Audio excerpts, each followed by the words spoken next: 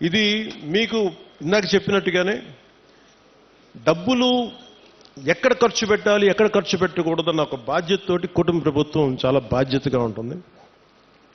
175 స్థానాలకి 164 స్థానాలు గెలుచుకోగలిగాం.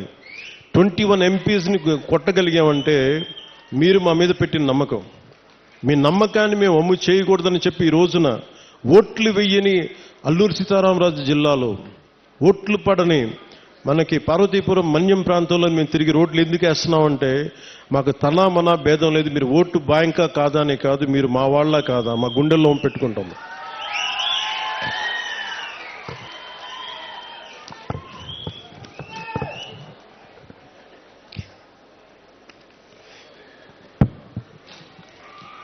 అలా ఇందాక కోడి తెగకు చెందిన గిరిజన మహిళలు చేసిన దింసా నృత్యం చాలా అద్భుతంగా ఉంది.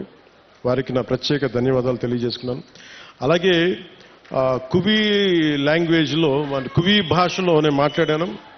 అంటే వాళ్ళు నేర్చుకొని కొంత అక్కడ పెద్దపాడుకు చెందిన శ్రీమతి మ్యాగీ గారు కొన్ని గ్రామ సమస్యలను దృష్టికి తీసుకొచ్చారు.